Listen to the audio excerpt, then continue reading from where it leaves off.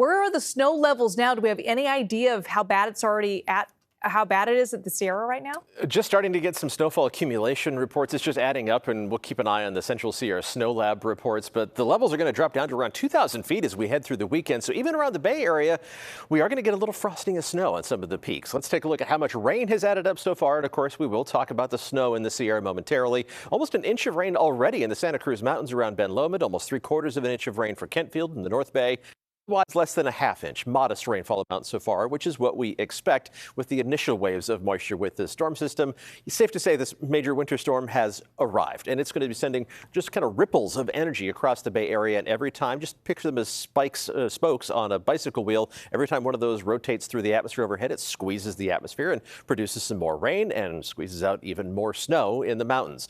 Here's the first Doppler loop over the past couple of hours, and you can see that band of heavier rain moving from west to east. Moving is the key word. Think back 9 days ago, Tuesday, when we had that downpour that just parked right over downtown San Francisco for a couple of hours. That is not going to be the case this time around. These bands of rain, even when they're a little heavier, not going to last more than about 5 to 10 minutes in any particular location. The light to moderate rain will last longer, but that doesn't lead to any significant flooding threat. Futurecast has a good handle on where the rain is right now. It pushes that area of heaviest rain farther off to the east. And then we're into light to moderate, off and on showers as we head through tonight into early tomorrow morning.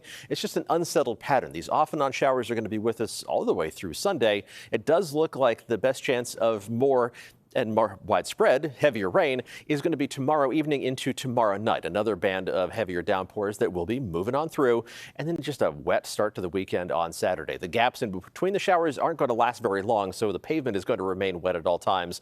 Just make sure you're allowing plenty of extra time if you're going to be out and about running some errands. Finally, Saturday night into Sunday morning, we are going to see more gaps developing in between the showers, but it's still going to be unsettled for that second half of the weekend. Let's talk about how much rain we're going to add up just over the course of the weekends. This is the 3-day rainfall outlook, and there's not a whole lot of variation. Everybody basically between 1 to 2 inches of total rain, just over 1 inch of rain expected on top of what's already fallen in San Jose, but it's barely more than a trace in San Jose so far. For inland parts of the East Bay, about 1.25 to 1.5 inches of total rainfall. Similar range for Fremont and Redwood City. About 1.5 inches of rain expected along the coast for Half Moon Bay, but none of these numbers are really anywhere close to flooding thresholds. So we would have to double the amount of expected rain over the course of the next 3 days to really elevate the flooding threat. Just not the most likely scenario. So it's something we'll keep an eye on for the localized flood potential, but it's just not going to be a widespread concern throughout the lifetime of this storm system. The winds have been kicking up a bit during the afternoon. Right now, the strongest gusts are on the order of around 30 miles an hour. Had some gusts closer to 40 miles an hour as that band of heavy rain was moving through earlier. But the strongest winds are still to come. They're not going to be nearly as strong as we had in early February, but they are going to be more noticeable by Friday and Saturday. So this is the hour-by-hour wind chart starting at 10 o'clock tomorrow, continuing through 4 o'clock on Saturday. And you can see all these red shaded tiles. That's where we have wind gusts in that 35 to 45 mile an hour range. Not strong enough to significantly stress the power grid, but sporadic power outages are going to be a possibility.